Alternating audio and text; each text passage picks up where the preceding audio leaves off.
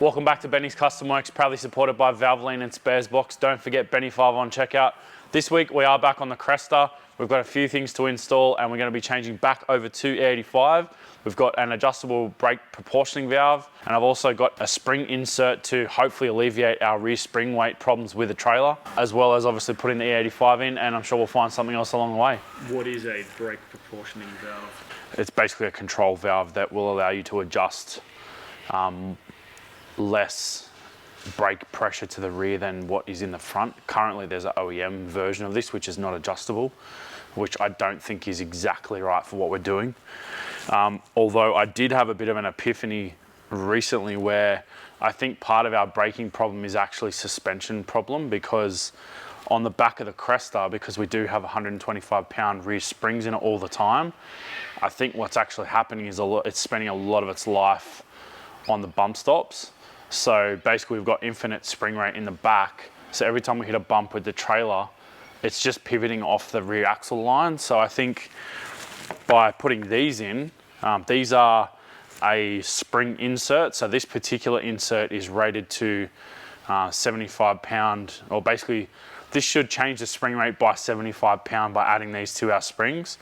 Shout out to Bryce Fullwood actually, who put me onto these. They use these for suspension tuning in some of the V8 supercars. So these are hopefully going to fix our issue, and I really hope they do, because they were bloody expensive for what they are, because I had to buy them from the US and then they charged me $1 million in air freight.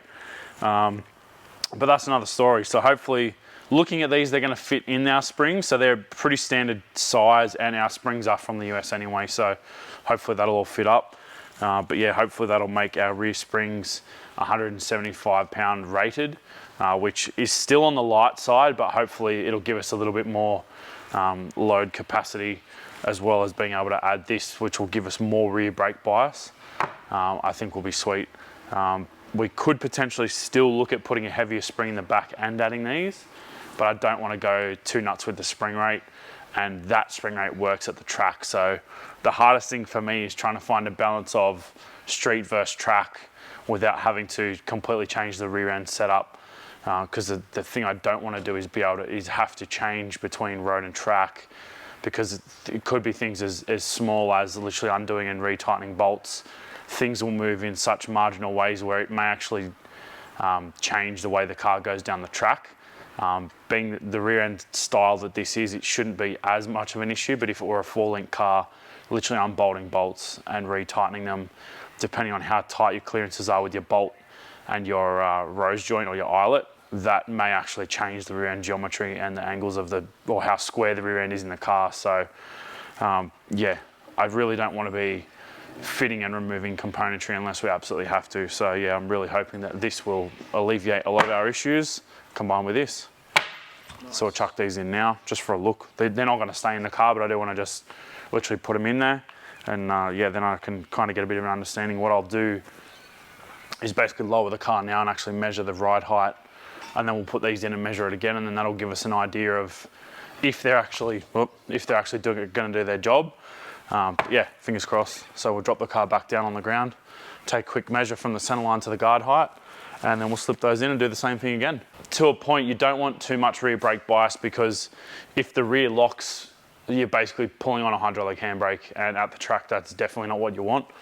But looking at the rear disc wear, it's telling me that and the fact I've never ever put rear pads in this tells me that it doesn't have enough rear brake bias. I see. Because the fronts had like 5 sets of pads and the rears are still the same set that we put in 2016 or whenever the car was built. So that alone tells me it needs more rear brake bias. That proportioning valve has a wide range of adjustment too. So it will go from full rear pressure to 58% reduction. So we've got a massive tuning window for that.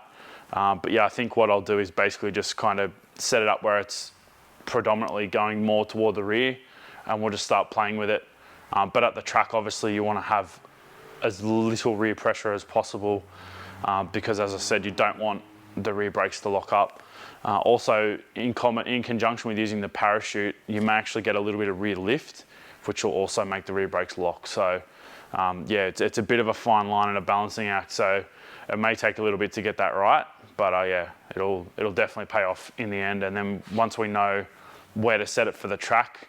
We can also play around with road settings as well, and adding a lot more re-brake bias for the road when we got the trailer on. So hopefully that'll help it out. I really wanted to put brakes on that trailer, but looking at the way those hubs are set up, I don't think there's actually going to be an option for that. And if I need to change those hubs, that means I've got to change the axle, which basically means there's no point buying that trailer, because then I could have just built one anyway.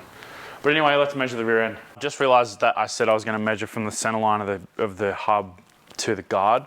That's actually not going to work on the back of the car because we've got such a high offset in the wheel. So I'm just going to measure from the ground to the guard height, because that'll still give us an accurate enough measurement for what we're going to do. So we've got 603 millimeters to the bottom edge of the chrome. So we'll go up and chuck these spaces in and see where we end up at. These have been probably the best suggestion that we've had so far, but a lot of other people also mentioned that airbags would be a good idea. The short answer to that is there's absolutely nowhere to put them without sort of major rear end realignment or redesigning. We obviously can't put them in the spring because it's a coilover rear end setup. We could potentially add a second mount here, but then it's going to load the coilover bracket in an uneven manner, and it's going to probably want to twist it that way. So yeah, in short, there's really not a lot of option to actually put an airbag in the back of the car. And I think that these are actually going to serve their purpose pretty well. So we're going to just basically do a test fit now, whack them in and see where we end up. Wow, that's so different to how I pictured it being installed. Yeah, they don't sit flat. Or were you thinking they went under the spring or Yeah, something? I thought something whack. Yeah, like, no, so because it's got the groove in it, right. it literally goes, it basically ends up like wow. that. It's almost like another bump stop, if that makes sense. So yeah, it basically takes out 2 coils. Is there any method as to, like, are you trying to get that in the dead center of the spring or something? I mean, there probably is, like, keeping in mind these are coming back out. I'm only literally doing basically a spring compression test on these. So I'll do some research and find out where the best place is to put them on the spring. Yeah. But I would think that you'd want to put them in the portion that's resting against the shock body, because they may potentially pinch between the damper and the top of the strut otherwise, or the top of the coilover. So yeah, I'd want to, in my head, they should be riding along the body of the shock, which is how I put them in. But I will do some more research and find out what the best sort of setup is for that. I hope this works. Same, obviously. What? No, I thought you'd be like, I hope it doesn't work. Doesn't look too different. Feels stiffer. It's not dissimilar. We've got 4 millimeters of height. So probably not really what I was hoping for. That may still mean we're going to have to lift the car up for street driving. What measurement were you hoping to see? 620 at least. Yes, I think we'll need a combination of lifting the ride height and those inserts. 240 volt hoist is slow. So between every race and every drive, you're thinking you still need to adjust something? Yeah, I reckon we're going to have to change the spring height. Which is not, it's not hard. So if you look on the rear end, we've got a ton of ride height adjustment. But like I said before, I don't really love changing rear end stuff between road and track. Yeah, of course. Not end of the world, but yeah, definitely not what I was hoping for. It's just another variable that would be best left unchanged. Well, I mean, the other thing we could do is see how the car actually races at a higher ride height. But there's also this stupid thing in me which doesn't like the car being high because it looks not as good. Stands for life, bro. King of Crooked Wheels 2021. So this is our fuel rail, obviously. The fuel comes in. This is actually a dual feed rail, so we've got dash 8 in at each end. And this fitting in the middle is the return back, well, what would be the return to the tank. But in this setup now, we've just put another dash 8 line directly out of the middle of the rail so I can turn the ignition on. And now because I've got a Haltech keypad with manual overrides for all sorts of stuff for our drag and drive setup, I've got a fuel pump override where I can literally just hit the fuel pump and it will pump the tank out. And normally it's about 30 or 40 litres, so hopefully it's not more than that today. So normally the process is I'll pump it all the way out, Then I'll put 5 litres of E85 in the tank. Then we'll run it for a couple of minutes just to get as much fuel through the car as we can. Then we pump that back out again. Then we fill the tank with E85. So basically, it's the easiest way I've found to flush it and the quickest way to get the ethanol content up over 80%. There's other ways you can do it, obviously, but for us, with minimal wastage and being on the road, not always being at a workshop, yeah, this works really well. And then it means you can also keep the fuel you pump out to go back on the road later with, so you're not really wasting fuel. Super worst case, you can pump it into another car if you have to. So yeah, it's probably the best system that we've worked out. Fuel pumper, 1 pump, 3 pumps. That's 45 pumps going though, like that's a lot of fuel. Yeah, wow. Can you sit in the car? Sit in the car, yeah. Yeah, and then just turn the pumps off when it needs it. Oh, I hope I clicked the right button.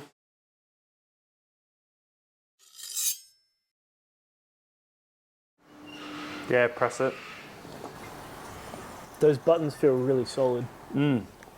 Fun to click, you know. That's pumped the tank out. So now what I'll do is take this off, put our normal return line back on, and then we'll put a little bit of E85 in the tank. That'll work out good if it fit. Out of curiosity, can I see if I got the hand strength? Sure. Imagine. Nah. It's not the grip strength, the problem is that you can't get Yeah, in there you can't and get a good Get turn the on angle. it. Yeah. So these yellow ones at 98, Yeah. and that yellow one's the 85. Yeah, it's a good system. It's really... And the other more confusing thing is this has 98 written on it and the yellow one has the 85 written on it. What's the capacity of that tank again? 50 something litres, like 53 I think, 54. Cool. It's a gallon measurement that's converted. I see. Like it's a 12 gallon maybe. Is that you priming the Yeah. fuel pumps? Clear prop. Yeah, it's already at like 43% ethanol. Oh, That yeah. 43, that's the ethanol percentage. So we've already got, we're literally just pumping the tank out once and putting probably 3 or 4 litres or 5 litres of ethanol back in the tank. We're already at 43%, so we'll leave it to run for a minute because then that basically cycles ethanol through everything now, not just manually pumping it through. We should actually turn the other pumps on too, because then we can make sure that we're putting ethanol through all the pumps. So basically all that does is, it's like a preliminary flush. So we've now already got 43, give or take, % ethanol in the tank. Yep. We'll pump that back out again. So you only put like what? 4 or 5 litres in, yeah. Yeah, cool. It's basically just washing it out at this point. Like I'm not trying to, because Yep. the problem is you could put 40 litres of ethanol in, and because you're kind of always chasing percentages. So the more you put in with effectively let's call it a dirty tank, you're always still diluting the 98. Yeah. And because E85 is always 15% petrol anyway, it's not 100% ethanol. So you're going to get to this point where you're at an absolute of petrol and you can't kind of get around it without just dumping it and going again. Yeah.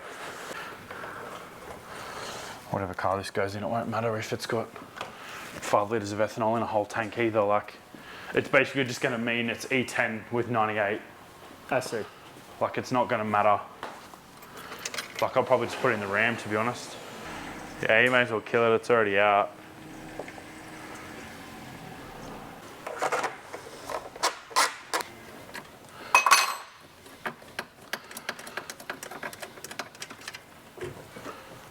God, that's an even easier system than you standing at a fuel bowser, holding the nozzle down. Until the third one. Empty.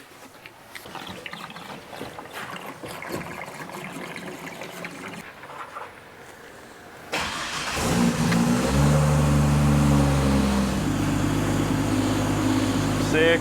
So we have now got to 80% ethanol and we don't actually even have a full tank yet. So we've only got 45 litres there, give or take, of fuel in it. So yeah, I'll probably actually just leave that amount of fuel in it for a little bit, run it, just move it in and out of the shop and whatever. over the next week or so. Then I'll put the last drum of E85 in, and then we should end up in sort of 82, 83%.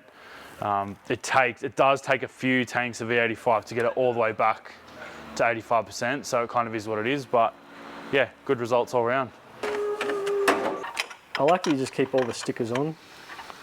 What The stickers? windscreen, like the Summit Pass. Oh yeah, I mean, stuff, that's cool. a lot of that stuff will stay. Yeah. But I know that I'm eventually going to have to take these off. This makes me the saddest, losing all that. That's like badges of honour. I know, bro, but the problem is now it's so far down the screen. Like I can see out of it, but I know that it's not legal in Australia. Like you've only got, I think it's like there. Right. I think the rule technically is actually you can't have it in the path of the wipers. So maybe I'll just put short wipers. Next minute, 4-inch long windscreen wipers. Yeah. And there are so many GoPro sticky mounts on this. I don't know why that'd be. Yeah, me either.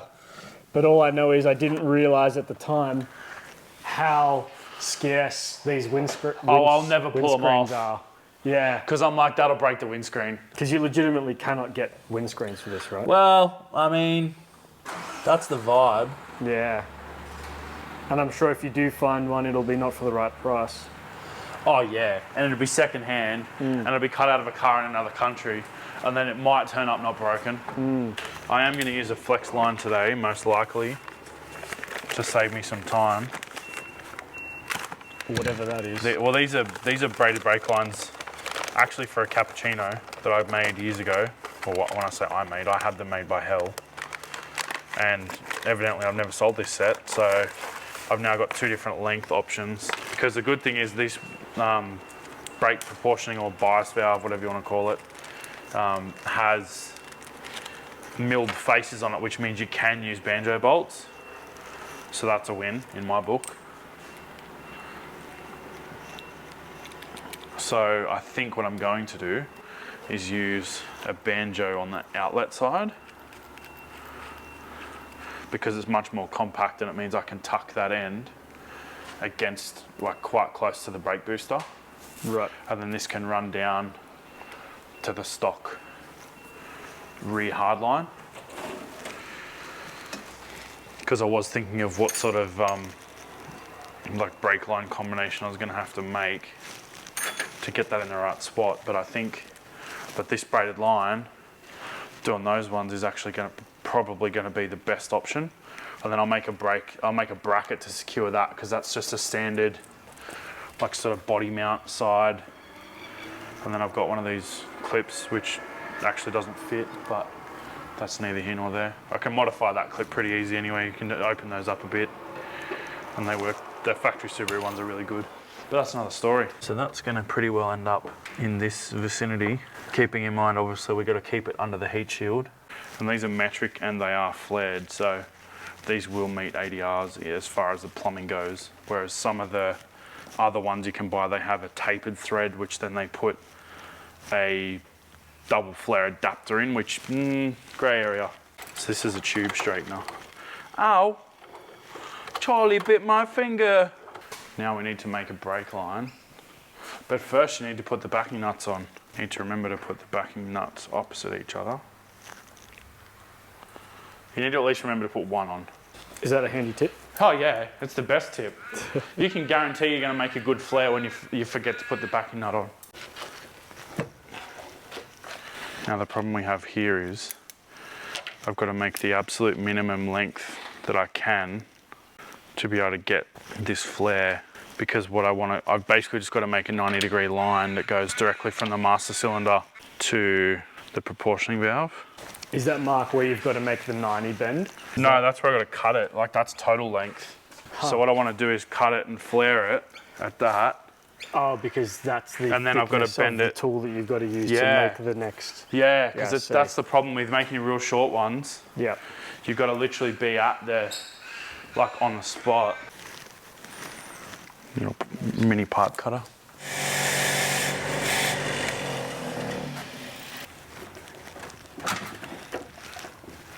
You don't do operation 2 on a bubble flare. Okay. So that's now done. because what you want is, as the name suggests, it's a bubble.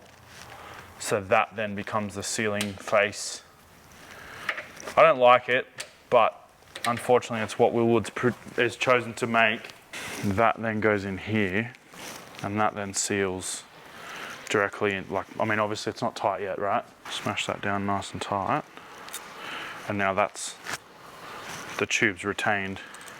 So it's sealing against that bubble taper in there. I see. So what, it's like kind of metal on metal? Yeah, it's not the best.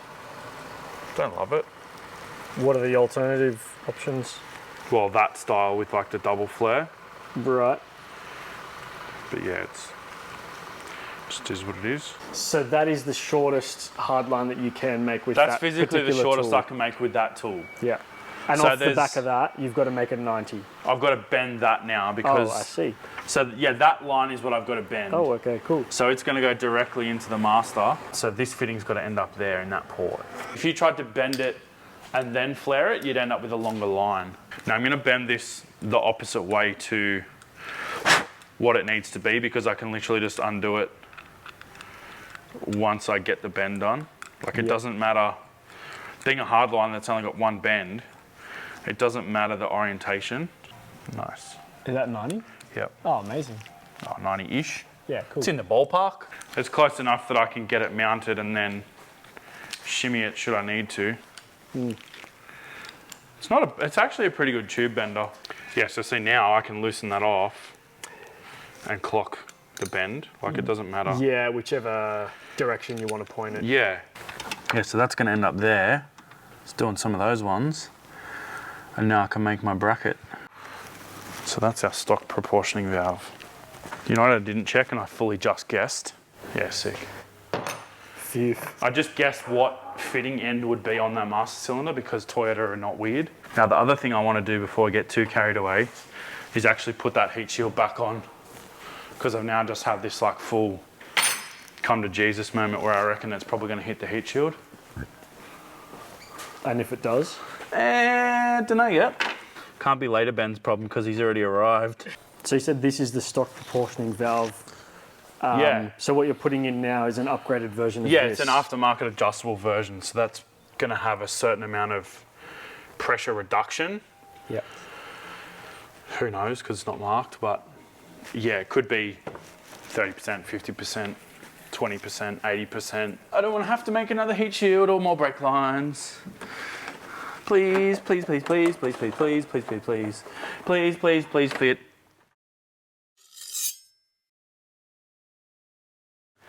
It's close enough where I can get away with it. It just touches the heat shield. Like I'll bend the heat shield a bit. No losses there. We are still in the winning lane. I'll also put some fire sleeve on that braided brake line. So before we bleed it, you've got to remember for me to put fire sleeve on that braided brake line. So that's your job. As in Remember. the people watching you. the video, or? You. Ah, right. Because the people watching the video aren't here right now. Funny story. When I was putting up my banners yesterday, I was using the fixture table as a ladder, and it doesn't work that well as a ladder. I wrote it down the wall again. No. And you're here to tell the tale. Not as deftly this time. For a second time, you're here to tell I the know, tale. right? So yeah, a word of advice: don't use your fixture table as a ladder. Surely not many people would think to use it as a ladder. I know, but I just feel like I need to put that out there because I'd feel horrible if someone used their fixture table as a ladder and then hurt themselves. This is the most haggard piece of steel. Where are we at this point? Just for reference, this is the first time Benny rode the ladder down the wall. It's not a ladder, it's a fixture table. Ladder. What do you think we are? We're not Sparkies, that's for sure. We are not Sparkies. I do not wipe my nose with $100 notes. And I feel like I know what a dustpan and broom are. Oh, is that too spicy? Nah, not even. Have you met an electrician that knows how to clean up? I'm gonna draw a straight edge just to square the sheet off. And then I won't cut it straight anyway, because that's the kind of mechanic cum fabricator that I am. 65 odd.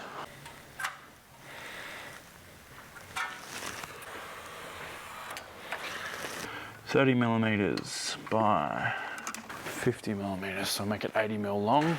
So it's a cut line. It's a fold line. So that line is my bolt hole line.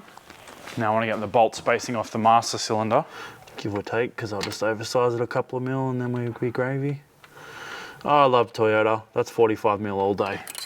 20, 21, 22 and a half. I do like a half mil ruler.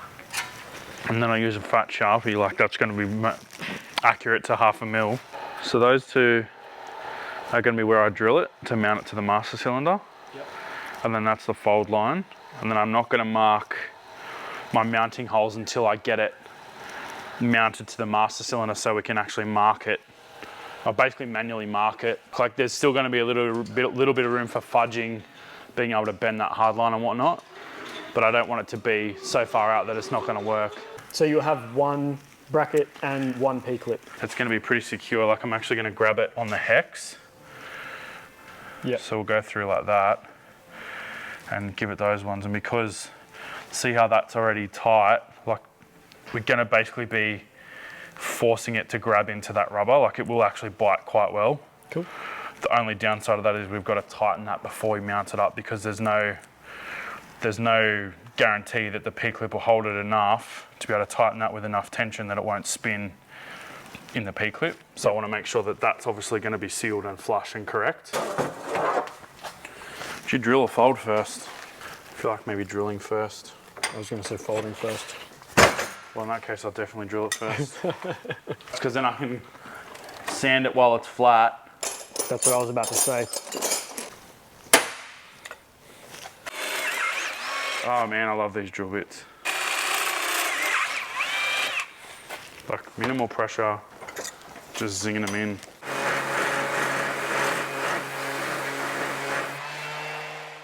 Ready? Mm-hmm. Are you ready? Mm-hmm. Ready? Mm-hmm. Fold! Oh shit, I wasn't ready. Oh well, you only get one go at it. Someone cannot drill the holes. Oh no. Oh, it's close. No, I'm gonna take the nuts off. I'm just literally sizing up where we're at.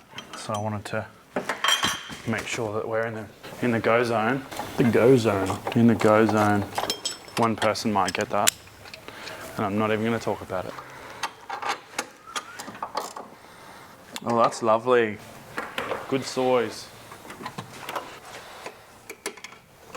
Ah, clever.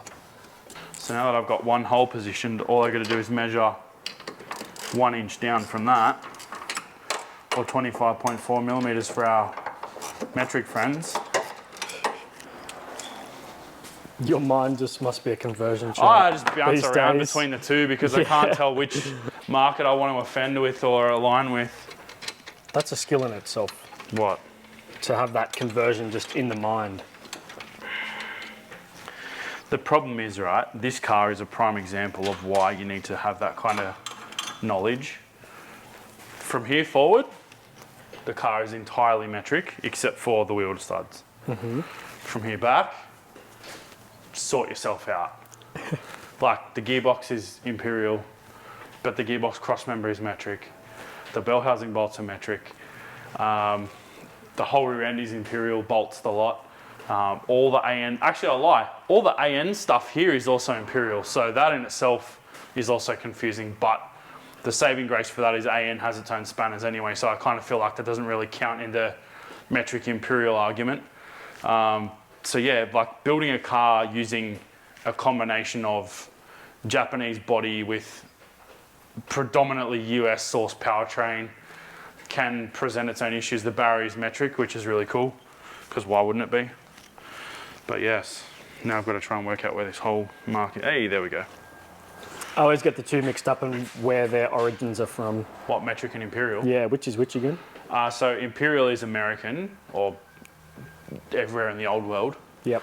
Australia was Imperial until, when I say metric currency, I mean logical numbers, like units of 100. That was 1966, 14th of February 1966, I think.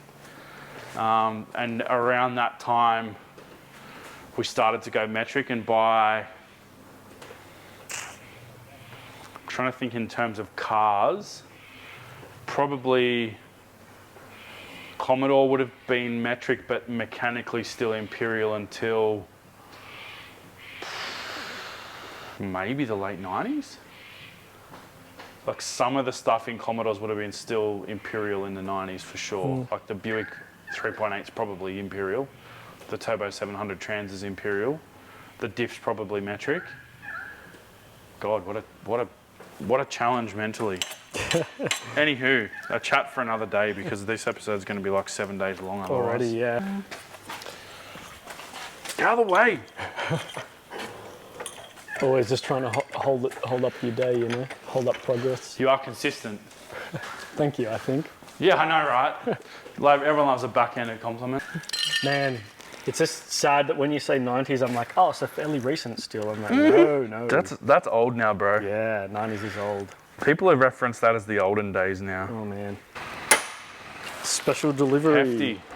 What is this, you ask? What is this?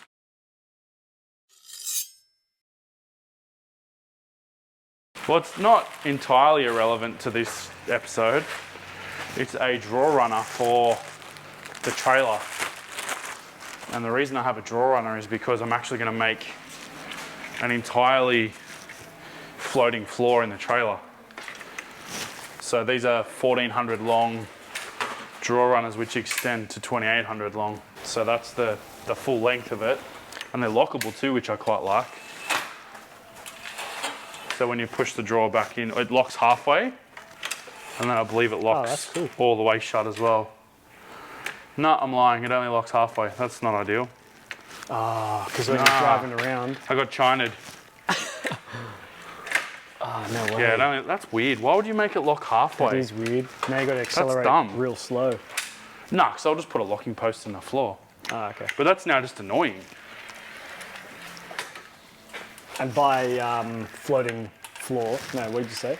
Yeah, so the whole trailer will have a drawer slide out. Yeah. So the whole floor will come out. And the reason that I'm doing that, two reasons: to save weight in not having to build side doors into this trailer. And just so we can get access to stuff quickly. The biggest downfall we've always had with renter trailers, U-Hauls, whatever, is no side access. So I'm hoping that with this drawer setup, we'll be able to build this platform that will slide in and out of the whole trailer. And then it'll mean that we can get quick access to the toolbox and any other bits and pieces we need without having to unpack the whole thing. And it will just be able to mean we can pack it all the way to the top in the whole space. So I've already been playing around with layouts and stuff, and I can get at least 2 tubs across the front and 2 high, and still be able to put the marquee on the top of that. So I'll probably build a flat platform with effectively some smaller ladder racks internally so that we can put the marquee on the top of that and the table if we need, or any of that sort of bits and pieces, and be able to just slide it in and out without compromising space, because it is a lot smaller than our previous drag challenge trailer, but I didn't want to have a massive trailer for no reason. Like, there was a lot of wasted space in our previous trailer design, and I think the reason we had wasted space is because the side doors, we weren't sort of trying to use every square millimeter that we had. Like, there was plenty of voids and stuff that we definitely didn't maximize on. So I think having this drawer system that the whole floor will come out rather than trying to hang stuff from the ceiling will work really well. The other reason that we can't really do a rack as much as efficiently as we could in the previous trailer is this trailer actually has a roller shutter for the back. So the top section where the number plate is where the roller door sits when it's rolled up. So you can't actually go above the bottom of that roller door height when the door's up. So there's a lot of wasted space in front of that roller door. So I think we'll try and test, like, just build a stack somehow that we can use as much of that space as possible. Maybe even build an internal rack that we can actually put the marquee up and into. So, but yeah, we've definitely got space to maximise in that, and I think that these will definitely help us a long way. They're adorable. So by floating floor, you don't mean a gravity-defying No, system? I'm not that good. I don't know how we get to those bolts. Yeah, I see. Good luck later, Ben. Yeah, that's definitely later Ben's problem. That's probably going to involve drilling holes in that runner if I'm going to be totally honest. There's that one. Oh yeah, cool. But it's not countersunk. They've only countersunk the ones that you can see. Anywho, I can countersink that one. So that'll fix our problem. Like, so that's like just a floating lock. So that locks it open, and then this packs it up. You poor people having drawer slider chats. Nah, it's going to be They so weren't that cool expensive, hey, like they're a couple of $100. Yeah. I mean, it's not cheap. What's it rated to hold? 150 kilos each. Okay, so in 300 total kilos, 300. yeah, which is way more weight than I'm going to be putting on it. Yeah, cool. But these are designed for like four-wheel drive builds and like those trundle trays that you have on like trade utes and stuff. So they're designed to have weight and tooling on them. So yeah, I think we'll be fine in that regard. Off camera, you were saying as well, you're going to have some like fold down legs just to help support it when it's so once the draw's pulled all the way out, we'll just have some drop down legs. Because the cool thing actually is the trailer has drop down legs. So that will support the trailer, and then having a further pair of drop down legs on that pull out drawer means the thing's never going to tip over.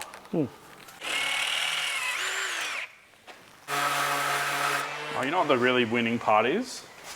I can actually paint this and let it dry while we bleed the brakes, because we can mount the brakes fully now. The annoying thing is now though that I have to pull the braided line out so we can put some fire sleeve on it. I don't feel like ADHD is a fail. I mean, you're very productive and you get obviously shit done. Just have mind crippling anxiety about too many tasks and being organised and... Yeah. I mean, to be fair though, you have a lot of tasks and a lot of shit to organise. So yeah, I think I was telling you last time, but I reckon that's your brain sort of, it's more of an adaptation to what you're demanding of it almost. I don't know. Now next week you come back and be like, yeah, I got ADHD. I would be very not surprised, because that's a sentence. Yes. I would be shocked. I was thinking, I'm like, in my head, is unsurprised a word? The opposite of surprised. Yeah, reverse surprisal. Yep. Yes, I would be more shocked if I didn't have it at this point. Oh yeah. We good? Oh, so good. Oh, holes, I don't know. Yeah, no, we're fine. No, I meant like the bolt, because I want to use these gangster nuts. Yep. I don't even need the second washer. So now I can take that bracket out and paint it. Put those nuts there. And they don't stay in the magnetic tray. Why do they not stay in the magnetic tray, Gian? Because they're nylon? No, they are not nylon. You are on the right track though. I should have just said that because they're not metal. Well, they're metal. Damn. Why? Is the answer written on it? You were close. Cause, not sure.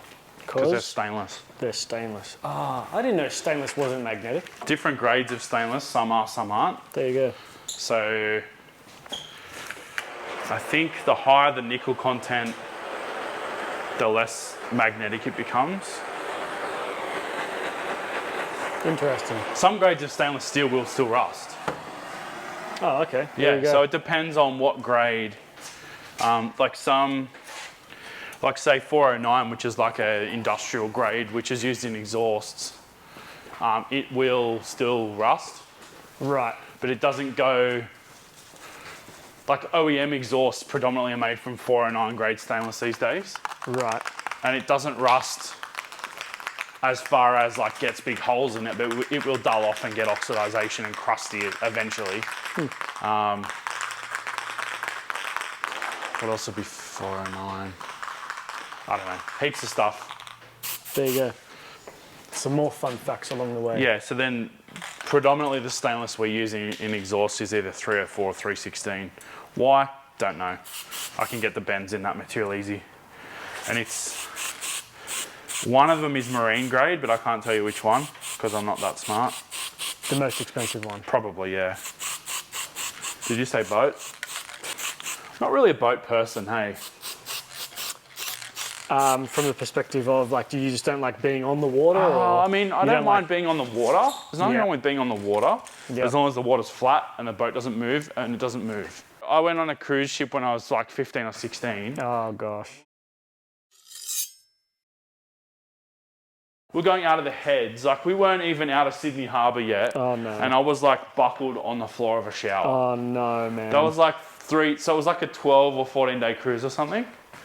and like, literally half an For hour. the first 4 days, I was like just basically paralyzed on the floor of the shower. Oh man. And then I was like, oh, you can get this magical injection. And I was like, oh, it's a bit of fluff. Did they have it on the boat? $240 or whatever. Yep. 20 minutes later, into the pizza. No way. That's Best, amazing. Bro, so it's probably like the best placebo ever. But bro, I tell you what, it worked. Like, Wow. I was a different human. So nobody told you about that 3 days prior? Well, I don't know if it doesn't work. I don't know how it works. Like, maybe you've got to be sick first for it to work. I see. Like, I don't know if it's like No pun a intended. travel calmie type of thing where you can take it as a preventative, or if you've got to be a train wreck before you get a go at it. But yeah, anyway, long story short, game changer. There you go. Short story long, Short story as long. it is with BCW. Yeah, that's the title of this episode. Yeah, cool stories ahoy. Remember when we thought we were going to make this as part of another episode because we didn't think it'd go long enough? Yeah. And other jokes you tell your friends. Man, our episode length is so dumb lately because we're just talking shit the whole time. It is. Are people enjoying it, you think? Difficult to tell. I think in the comments we have a lot of nice people. But We what do are the have a lot people of that- nice people in the comments. Yeah, and thank you to those people. What do the people that don't comment have to say, you know? Well, Comment and let us know. interestingly, I feel like negativity is more common. So I feel like if people weren't happy, we'd know about it. I see.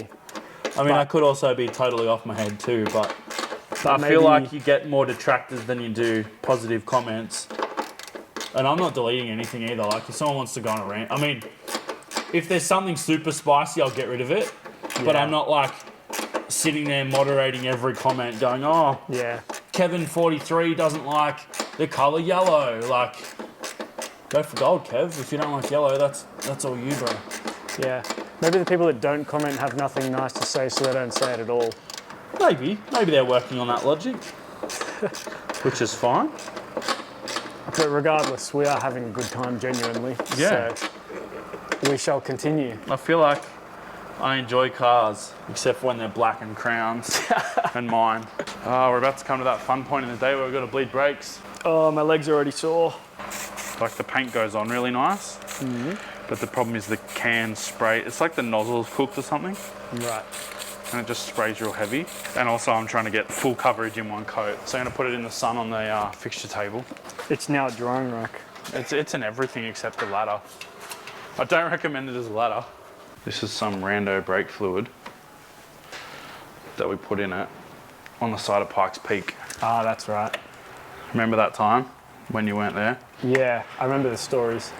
You've watched the videos Yeah. more times than anyone else. Oh, I don't know. There's like 11 times. Surely there'll be somebody that watches more than 11. Probably. You'd think I remember more about what happens then in the episodes. Do you think but I remember more about what happens? But I always I seem just to... remember the PTSD parts.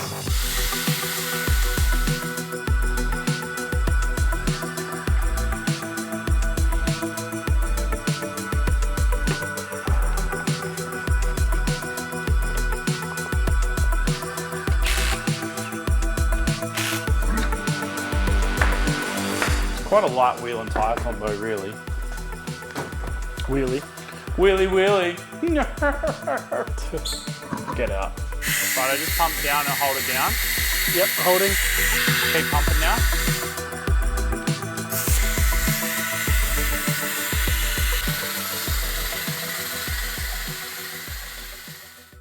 So this red button is the bump in button. Red button on a steering wheel, Yes. bump in. Yeah, so trans brake on the shifter. Trans brake, Yep. yeah, green button. And Trans brake. What's trans brake? So like it locks you in first and reversed or second and reverse. Oh, okay. So you can build boost, so you don't have to sit on the foot brake. Oh, okay, cool. So it actually locks the transmission into 2 gears. So in the Cresta, we've got trans brake on first and second gear, which basically means that if the track surface is not ideal, like say for low or no prep or like airport stuff like Cootamundra, you can actually take off in second, which effectively gives you a much higher start line ratio, which it's much less likely to turn the tyre. The byproduct of the offshoot of that is it's going to be much lazier in the 60 foot, but sometimes lazy 60 foots that grip are much better than just blazing the tyres for 120 feet. So yeah, I guess it's a bit of a game as to what you do. You can almost kind of play the field a bit too if you go a higher diff ratio, like if you go like 3.7 or 3.9 and then take off in second. Sometimes that can work well with like a low or no prep surface. Man. But yeah, there's all sorts of different things. The other thing which is pretty cool, which we've done with the 2500 now that we're using ESP, is the bump button actually also is, once we've got vehicle speed, that bump button then allows me to shift the transmission without taking my hands off the wheel. So say it is still spinning, like say we take off in first, it's a good example actually. If I take off in first and it spins the tyres heaps, but we've already got some vehicle speed, I can hit that to short shift to second, and then it will keep the car going. If it's still spinning, I can hold both hands on the wheel and not have to try and shift the transmission. So because we've got CO2 shifting in the car, that will override the map that's in the ECU. So the car does actually shift itself like an automatic transmission. Obviously, much different strategy being in a performance car. But we can override that or short shift it with the red button once we've got vehicle speed. So you can press that 100 times and it won't shift. Actually, it does. Yeah, so you can press that red button. If the trans brake button's not being pressed, it will also shift. So even in the car, I can test. That's the other thing I do with it, is use the red button to test the CO2 shift is working, which means I've turned the bottle on. Oh, because cool. you don't want to get in the lane and do the pass, and then you get very top of first gear and it doesn't shift. So in the burnout, I'll actually use the red button to shift from second to third to tell me that the CO2 bottle is on. So actually, it's like a fail-safe. Because I don't have CO2 cool. pressure on the dash, Yeah. it means that I can test the CO2 system without actually having to manually get out and check the knobs undone. Because a lot of the time we're either running the car with low or no crew. So it allows me to be able to run it, say, on a Wednesday night if you're filming, or if we're at the track with just me and Maddie. He's obviously already at the start line and I'm strapped in, so it's hard to check those sort of things. So being able to work out other strategies that allow us to effectively force the car to do different things. The stuff we've been able to come up with the Haltech's ridiculous. Like even with the keypad, with drag and drive stuff, being able to override coolant fans, being able to override transmission fans, the fuel pumps, like just the crazy stuff we've set up with that. It's got a transit mode, so it means you only get 25% throttle. It's got a kill button, so if you hit that, until you touch that again, it won't start. So say if you're under the bonnet and you've got people playing around with, like, so say Matty's playing with the ECU and I'm under the bonnet and he wants to turn the ignition on, you can hit that kill button and it's never going to start the engine. Like there's just all sorts of stuff we've kind of put together that have made the thing awesome. Yeah. Do all these buttons work? Nah. Hazards or anything on this side? Yeah, hazards work. Yeah, cool. And what does this little car do? It's doing it now. I see. So there's a story with that car. When we very first bought this car in Japan, that car was with it. Yes, and it's so originally it used to live up in the dash vent that's up on the dash. If you look on the dash, you're pointing the camera at me still. Up on the dash. Yeah, if you look with the camera, like over there. Yeah, there. Yeah. So in that like the Mister channel, the car used to live there, and then depending on how quickly we went around a corner, it'd move up and down the track, and we used to call it the yaw meter. Like how much yaw the car had. Yes, as in not like as in yaw or my, as in that yaw, like as in yaw, as in Y, W. The axis. Yeah. Is it an axis? Yeah, it is. Yeah, there you go. There you go. Cool. There was one more question here, but I've forgotten the question. No, I haven't. What's the skull and crossbones for? That's the kill button that I was talking about before. Oh, yeah. So okay, that if you cool. press that, it won't run until you press it again. Ah, I see. That's the part I wasn't listening for. Yeah, good listening. All right, cool. You can get out now. We're done here? Yeah. Is my hard work done? Your leg day's like, bro, you got it easy today. You hardly had any leg day. Bro, I had a nap in here. You Yeah, I didn't bet even you did. You realise. can get out now. No, I'm good. Once this is in and bolted up, I'm actually just going to nip up everything, like all the hard lines, because they're pretty tight, but I feel like they're still a little bit loose.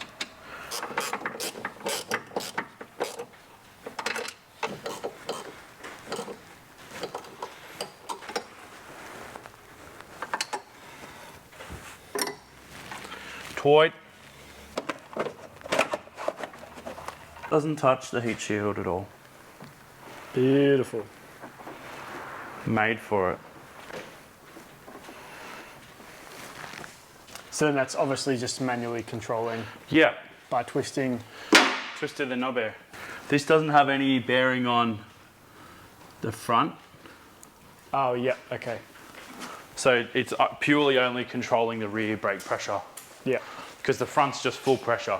Just because I'm a bit slow with it, more pressure on that system would Or mean... braking force. You want to reduce rear braking force, like to stop the rear locking, basically, is the short answer. Yes.